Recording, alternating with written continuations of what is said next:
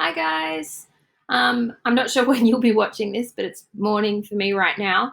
I know that this doesn't have the engagement factor of a live class in the sense that you can't stop me and ask questions, but hopefully at least it means the information is coming across clearly. Um, if you have questions about anything that you see in this video, either use Google Chat during the lesson to ask, or put them into the comments below this box on Teamy, and that way I can get back and I can write answers and everyone can see them, okay? Hopefully by now you've worked out that we're doing finance. This is our next unit, okay? And finance is going to be really important for two things. One, you are actually going to have to find some finance. You're going to have to find money to get your businesses started. And we're going to talk about the ways that you can do that and the ways that businesses generally do that. So this topic has a lot of overlap for both your exam and your coursework, okay? And the other area it overlaps in terms of those things is in your coursework, the next task you're going to do, one part of it is going to be a presentation. Don't stress, it's not going to be now. We're going to be doing that later. That may even happen after the summer.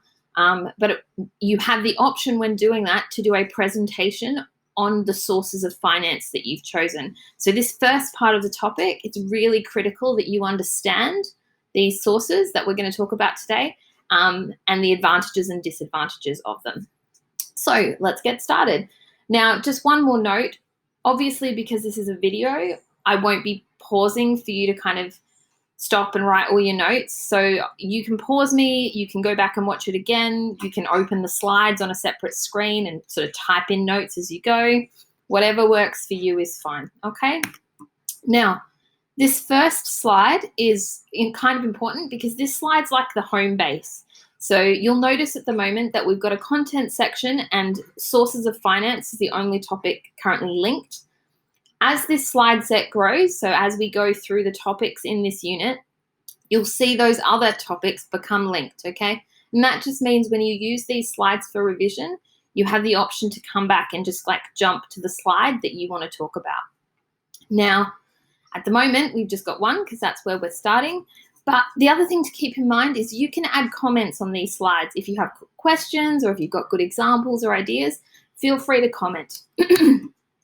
So, when do we need finance? Well, hopefully from reading, you gathered that there are kind of two main points when an organization will need finance. The first is when they're starting up, so where you are now, when you need to buy your initial stocks, when you need to think about paying employees, when you need to find somewhere to sell from, when you need to spend money on advertising, okay? All of these things cost money if you have to buy equipment, and these are your startup costs. The other time that you might need finance is later on once you're a bit more established and when you start thinking about maybe expanding or continuing to grow in some way, okay? And you might need further sources of finance to help you do that. The reason we split them kind of into those 2 points is because there are some slightly different options depending on which those two categories you fall into, okay? So a starting up business will use some different sources of finance to a business that's already well established. But we'll go through that. Like I said, if you've got questions, add them in the comments below. So let's talk about finance for startups because that's where you guys are currently at. So when you're getting finance to get you started, you have a list of options and you should be able to see them on your screen now. One of the most common options is actually personal savings. So this is, the money you've saved in your bank account from an allowance, or if you were an organization or if you were starting your own business, it might be the money you've saved while working for somebody else, okay? It's what you've got in your bank that you have saved. It's not gifts from friends. It's not gifts from family. That comes separately. This is the money you have put aside that you are then spending, okay? Option 2, which is probably sort of the second most common, is friends and family, okay? Getting loans from people close to you. And this is definitely an option, and this is an option that you might look at when you're doing your businesses, okay? Getting a loan from your parents, from an older sibling, to help you get started. Now, those loans are not like bank loans. They are legally binding in the sense that you can write out an agreement and both parties have to honor it. but they don't generally come with the same pressures of a bank loan, and they're often more flexible. So, for example, if you miss a repayment to your parents, they're more likely to be forgiving than if you miss a repayment to a bank, okay, who are more likely to be like, give us the money now. Which, of course, brings us to our next option, and that is going to a bank for money. Now, banks have a few ways of giving you money. The first is what we call an overdraft, okay? Now, an overdraft is not a loan in the sense that you go in and you apply for it. An overdraft is an amount of money that you are allowed to withdraw that is sort of just costs beyond the costs or what you have in your bank account. So let's say I've got $500 of savings in my bank account and my bank is going to allow me an overdraft of $100. So I spend my $500 on whatever, and then I realize I need a new kettle for my cafe, okay? I can spend that overdraft, that $100, even though I don't have it. The bank has kind of pre-approved on my account an amount of overdraft, okay? Now, the thing about an overdraft is it has really high interest rates.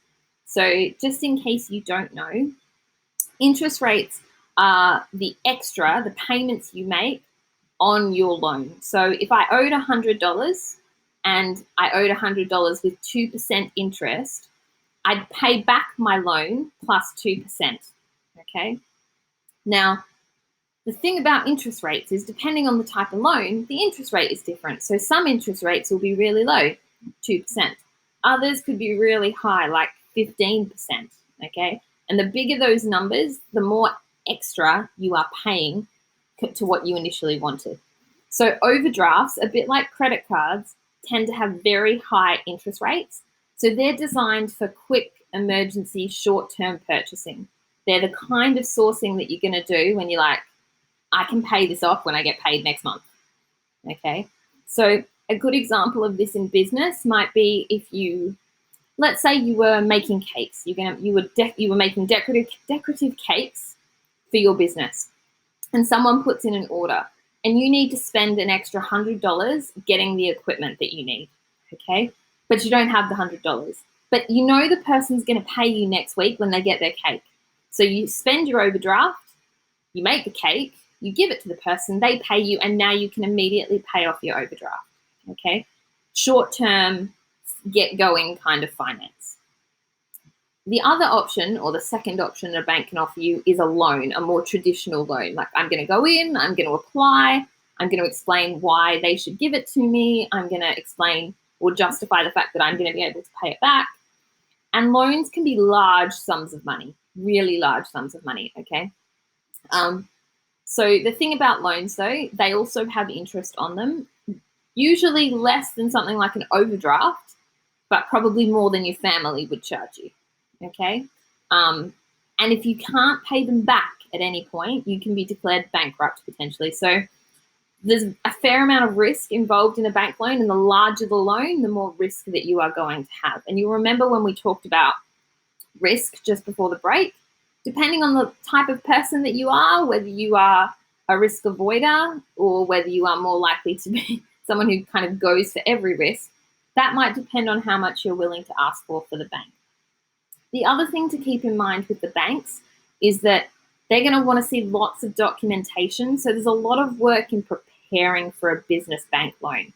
And not just that, but if you're a first-time business person looking for a loan, if you've got very little credit history, the banks are going to be hesitant to give you that money. So while they may have the capacity to give you a lot, there's a really good chance they actually won't, okay? So banks can be quite difficult to actually get loans from.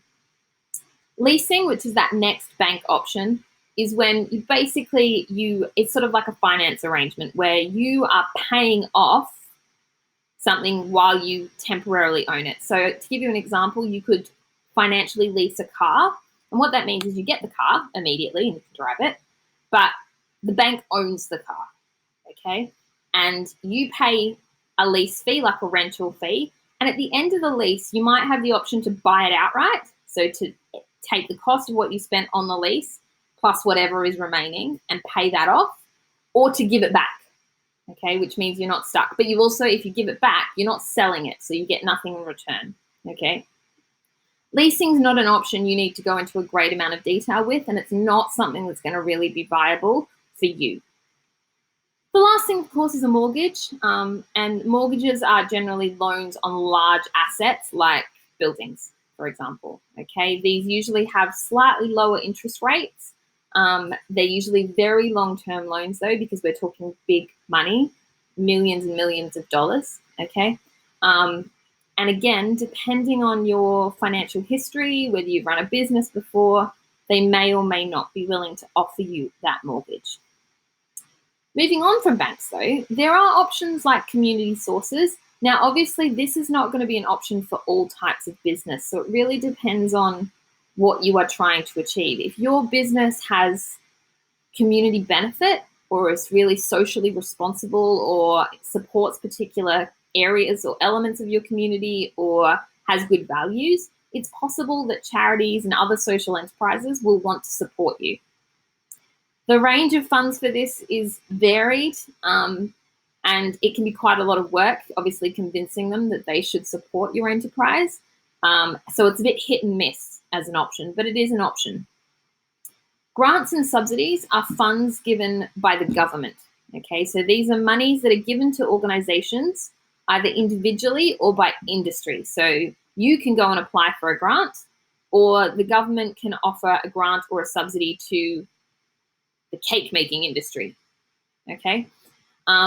Generally, the difference between them, grants are usually a flat sum of money. So I'm going to apply for a creative arts grant. So I'm a business, I want to start my own theatre company. The government currently really wants to support the arts. This happened in Singapore a few years ago, actually.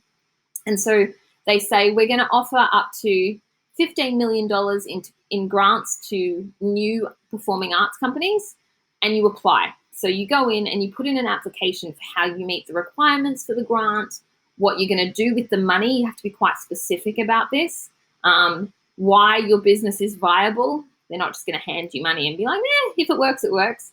And then you get a sum of money, and that sum is usually a one-off payment. Subsidies, on the other hand, are usually payments to industry. So it might be, say, a subsidy to the food and beverage sector, okay? And they're usually repeat payments or payments based on your amount of output, so how much you're selling or how much you're producing. And they're often designed to support industries that might be struggling. So, for example, the government's giving lots of subsidies out at the moment because of the COVID-19 issues and because so many businesses are having a hard time.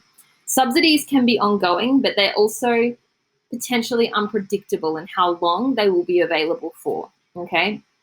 So you may have a subsidy that runs for 6 months, or the government might decide to subsidize for 3 years, but you don't really know because it's a bit dependent on the government and what their political view of the day is. Grants and subsidies are a good area where we see examples of PESTEL. You remember PESTEL? It was the external analysis thing, okay, the external environment, and the political element in PESTEL is where we start to see things like grants and subsidies. If your industry is in favor, grants and subsidies become available. If it's not, let's say you're serving like fried fast food, less likely to find subsidies available. Your next option in terms of getting money to get you started is crowdfunding. This is an increasingly popular option. We see lots of it now. In fact, probably lots of you have seen your own crowdfunding. You may have even contributed to it a few years ago when fidget spinners were the thing. Everybody was on Kickstarter supporting fidget spinner companies. So crowdfunding is basically, usually these days, using online sources or resources to connect people to enable the community to support the start of your business. Okay, so you say, this is our product, this is why we believe in it. You can pre-buy or invest in, depends on what your setup is, and if you give us a certain amount of money. And if we make enough money, we will produce this product and give it to you, okay? Now, this is a risk for the buyer because not everyone actually gets started, okay? And it can be a bit of a risk in terms of reputation for the business because if it flops, you're then known for that. And getting a second round going can be really problematic. So before crowdfunding, you need to be super sure everything's going to work. You need to have done thorough market research. You need to know your product is solid, that its quality is good. All of those things need to be thought out before. Your last option is to sell shares in your business. And this is something you might want to think about. Offering a portion of your business to be owned by somebody else. So a family member, a friend. And what that means is they're then entitled to potentially some control over your business. This is those limited companies we talked about. And it also potentially means that you have to give them money out of the profits. So pros and cons. The thing about selling shares is that they are potentially widely available, and they can be ranges of money, but they can be unpredictable too. And the newer you are to the market, the harder it may be to convince people they should invest in you. But selling shares into your business is a great way to get, say, business angels, so investors who want to support startups, to give you the money to get going, because they don't want to just give you a loan. They want some ownership. And a good example of where we see this kind of process taking place is in shows like Shark Tank or Dragon's Den, if you've seen either of those. The activity you're going to do at the end of today's lesson, I've included a Dragon's Den video just so you can kind of get an idea of how that process works. So hopefully you looked the other day at maybe finding some examples of funding sources, but just in case you didn't, I want you to take a moment now just to pause me and do some Googling. You're obviously not going to enter the things you find into our Google Meet because we're not in a Google Meet, but you might want to enter them onto our Google chat, because I'll be sitting there just in case you have questions. And just tell me, like, what kind of funding sources are out there for businesses? Can you find some real ones like Kickstarter? What banks are out there offering business loans? You know, what business angels might be out there? Can you find those sources? So pause me now, go and have a Google, and then you can come back to this video. So hopefully you did a bit of Googling and you found some examples. Now I just want to talk about kind of how we evaluate or rank these options or these sources of finance. We tend to look at three factors. We look at how easy or hard they are to obtain. That's the first one. We consider how much money is available, small amounts or large amounts. That's number two. And thirdly, we look at the level of risk. Is it low risk or is it really high risk? Okay. So we're considering these three factors to help us kind of determine what option is best for us. So let's have a look at the options we've got. Personal savings. Really easy because it's your money. You can decide. But it's often a small amount of money because it is just whatever you've managed to save. But it's low risk. You spend it, it's gone. You don't have to pay anybody back. There's no debt owed. You're not going to be bankrupted. Fine. Option two, family and friends. Again, generally easy, okay, to obtain money. Medium amounts because you've got more people to ask from, and if you've got generous family members or friends, you might get quite a bit. But there's also some medium risk there, and I'm going to talk about that risk in the next bit. Banks, it's hard. You're a startup. You may have no business history. You've got to produce a lot of paperwork to get the applications going, so it can be hard. But if they give you a loan, it can be large, which is a good thing. However, large the loan, high the risk. So it's hard to get them. It can be lots of money, but it can be lots of risk as well. Okay? Community sources can be really hard to get because you've got to find them. You've got to find the people that match with you and your values, and then you've got to convince them that they should support you. It can be medium amounts of money though, and it's generally quite low risk because by the time you've convinced them, you've probably got a fairly stable product. They've checked that you match their values, and often they won't be loaning it to you. They may actually be giving it to you to get you started. So there's kind of not really any risk there. Grants and subsidies, it's hard to get them. There's a lot of time and effort that goes into those applications. But the rewards can be huge. It can be big amounts of money that you're getting. Not always, but it can be. But there is some risk. If you don't meet the criteria after having received the grant or subsidy, you can be asked to pay it back, even if you've spent it. So there is some risk there. It's not without any risk. Crowdfunding, moderately hard because you've got to kind of have everything pre-prepped. to be able to show and convince people they should fund you. But it can be medium to large amounts of money coming in, and if you look at Kickstarter, you'll see that there are lots of examples of businesses that were like, we need $20,000, and they've got $500,000 worth of donations or investment. So it can be lots and lots of money, and it can be unexpectedly large amounts of money. So it can really open up your expansion possibilities. But there's some risk involved, because obviously if it all goes, you've got a lot of very disappointed people with investments, and you've got to deal with that loss and the money, and do you owe them? It's very complicated, okay? And you've got a very poor reputation at that point. The last part is selling shares. I've said this is hard. It's not always hard. Like if you're getting family to invest, that might be quite simple. But if you're trying to get, say, business angels to invest in you, that can be quite a process. A bit like the bank, you've got to show financial viability. You've got to show you've done all your market research. But again, it can be very large sums of money. And it's less risk than a bank in some ways, because they're investing. They're not loaning you the money. So if you go bust, you don't owe them anything. They might be very unhappy with you, but you don't owe them back their money, all right? They bought in at risk. They know if they lose it, if you lose it, bad luck, okay? So these are our sources of finance in terms of, I suppose, a startup. Now, we can take this kind of ranking general analysis one step further and look at some of the advantages and disadvantages. So I've put these on the slide. I'm not going to talk through all of these because hopefully they're quite self-explanatory.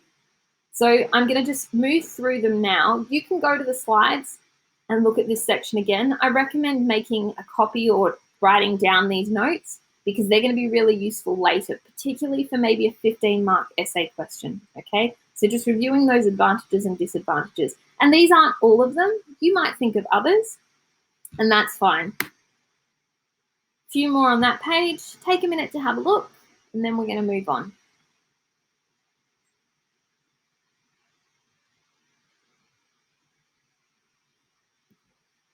Okay, so now we're going to talk a little bit about the sources of finance for when you are trying to expand. Okay, so this is when you've got your business going. It's probably doing pretty well, because otherwise you wouldn't be thinking about expanding, and you want to actually grow. The other circumstance might be that your business is going and it's all right, but it's struggling a little bit and you need a bit of a financial boost just to get it over the bump, okay? So expansion or support may be another reason you need some more money. So here is our list of sources you might go to when we're talking about our expanding stage, so our established business phase. Now, if you have a look at this, can you see the ones that are the same as a startup? I will give you a second to think about it.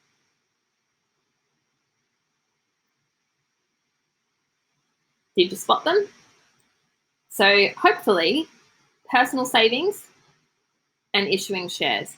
Now, the other three do have some overlap, but they're not quite the same. So I'm going to skip personal savings. You know what that is now. And we're going to jump straight to retained profit.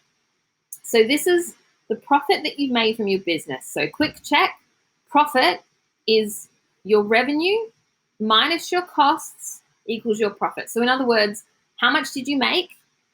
Subtract what you've had to spend, and whatever is left is your profit, okay? And then from that profit, you might decide to take some out and give it to the owners or the shareholders, or you might decide to keep it and it becomes retained profit, and you can then use that profit back in the business, okay? Option number 2, retained profit, just for your reference. Option number 2 is our private institutions, okay? Private institutions are like banks, financial institutions. It's not generally, when we talk about private institutions, it's a bit of a vague Cambridge-based term. It's not something you'll see generally in business courses or degrees. But they're generally referring to kind of financial institutions, but not generally banks, okay? So they might be talking about investing companies. They might be talking about stock management firms. They might be talking about lenders, but not bank lenders. And then, of course, you do have banks, and they fall into the private institutions category, okay? So this is usually where you're getting money in the form of a loan or a lease or potentially investment of some kind. It's a bit of a generally broad category. The next one is clearer, and that's venture capital. So venture capital is when usually you have venture capital firms or you have individuals who are willing to spend on, I suppose, investing in newer companies. So venture capital is generally given to companies with good growth potential. Generally venture capitalists are looking for still newish businesses. They're not like giving venture capital to McDonald's, okay? They're giving it to businesses that have started, got themselves going, look like they've got great growth potential, and then they're investing in them. Okay, this is an investment process, not a loan, so it doesn't have to be paid back. Okay, and there can be quite a lot of money on the table when we get to this point because you're able to demonstrate that your business has that growth potential. That's why they're investing in you. The last part, of course, is a straight up share investment. So you can issue shares, and you can do that either by offering shares to people privately, or at this point starting to think about becoming, say, a publicly listed company in which you offer shares to anyone who wants to buy them. Now, when you issue shares, the thing about that is that you are slowly potentially losing control of your company, but it's also unpredictable. Like, I can release shares today, but whether they'll be bought today or what price they will be bought at depends at the market, okay? Particularly if I'm sort of releasing it on the public float, I don't have control over that value. So it might be very little some days, it might be very high, but I don't control that. So it's an unpredictable source of finance, shall we say. Now, when you use these slides later, you'll see some definitions for the three middle options pop up on your screen. I'm going to scroll past them now just so we can keep going, but just for your reference, they'll be there. Now, we've got to the fun part. You're going to do an elevator pitch. So basically what happens is if you want someone to invest in your company, you have to kind of go and do an elevator pitch. You have to tell them, usually in a short period of time, which is why it's called an elevator pitch, like the length of time you ride in an elevator. And you have to convince them that they should put money into you. Why are you a good bet? In other words, how are you going to make them money? So what you're going to do is you're going to do an elevator pitch for your businesses. Now, because we're separate, you're going to have to do it individually, even if you're a pair, but that's okay. You might find that one of you, it turns out, is a really good marketing person and the other one's not so great. And that's something you can know going forward. But what you're going to do is you're going to create a 60-second clip, okay? And this clip is going to try and convince your classmates and me to invest in you, okay? Now, later on, after we've done this stage of the activity, I'm going to tell people how much money they have to invest, and everyone's going to have the opportunity to watch each other's clips and make their investment decisions. But the things you need to think about when you're making your clip: how much money do you need to get started? Now, if you are someone who doesn't have very high startup costs and like you're sitting there thinking, yeah, but it's not really going to cost me much at all to start up my business, that's okay. For the purposes of this activity, make it up. Pretend you're starting on a larger scale. So for example, if you were planning just to sell online, pretend you have to pay for a storefront, okay? So you need to think about how much you're going to need. You need to think about what you're willing to give up to get that money. So how much of your business? Are you going to sell 5% of your business for $100? Are you going to sell 10% of your business for $1,000? What are you going to ask for? Now, just to give you a guide of how much money people will have, investments available, every person will have $250 that they can invest with a classmate. So when you're thinking about how much to ask for and how much to offer, remember the most any one person can offer is $250. Now, the third thing you need to do is make the video, and you're going to do that on Flipgrid, okay? So the instructions are here on your screen. There is a link to the Flipgrid activity. There's a guide to the content that I also shared with you the other day and hopefully you read. And there's just a couple of notes about what I've just said to help you kind of get started. If you have any questions, I will be online so that I can help you during this part of the lesson, and we will continue this next lesson, okay?